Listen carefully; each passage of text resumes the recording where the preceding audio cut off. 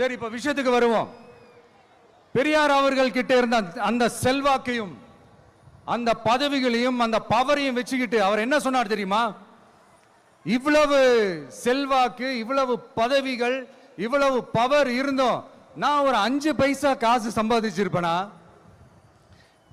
எனக்கோ இல்லை என் குடும்பத்துக்கோ பட்டங்கள் வேணும், பதவி வேணும்னு ஏதாவது கேட்டிருப்பேனா? இல்ல ஏதாவது லாபம் பார்த்திருப்பேனா? இல்ல எதுக்காவது ஆசைப்பட்டிருப்பேனா? ஆனா அவர் பேரை சொல்லிக்கிட்டு, அவருடைய கொள்கையை ஃபாலோ பண்றதா சொல்லிக்கிட்டு இப்ப ஆட்சியில இருக்கிறவங்க என்னெல்லாம் செய்யறாங்கன்னு.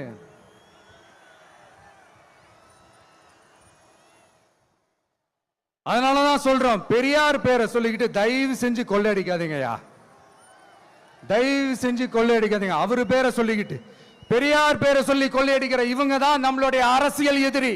மக்களை நீங்க சொல்லுங்க, நம்மளுடைய அரசியல் எதிரி யாரு?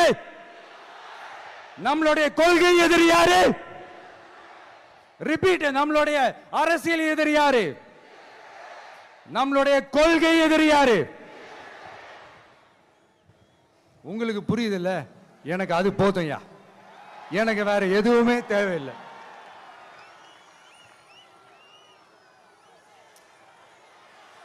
அதனாலதான்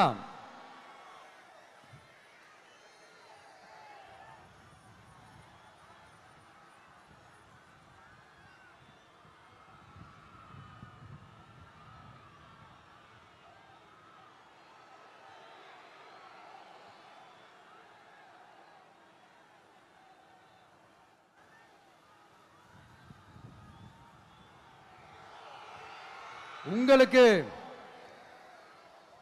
நம்மளை பத்தி, நம்ம அரசியலோட, நீங்க எல்லாரும் என்னோட அரசியலோட கனெக்டடா இருக்கீங்கன்றது ரொம்ப தெளிவா தெரியுது. அதனால எனக்கு அது போதும். அதனாலதான் எதிரிகள் யாருன்னு சொல்லிட்டு களத்துக்கு வந்திருக்கிறோம். அதனால அவங்கள மட்டும் தான் எதிர்ப்போம். அதுவும் அந்த எதிரிகள் யாரு இப்போ இங்க 2026 சட்டமன்ற தேர்தலில் களத்தில் இருக்கிறாங்களோ அவங்கள மட்டும் தான் எதிர்ப்போம். சும்மா களத்திலே இல்லாதவங்களையும், களத்துக்கும் அவங்களுக்கும் சம்பந்தமே இல்லாதவங்களையும் எதிர்க்கிற ஐடியாலாம் இல்ல பாஸ்.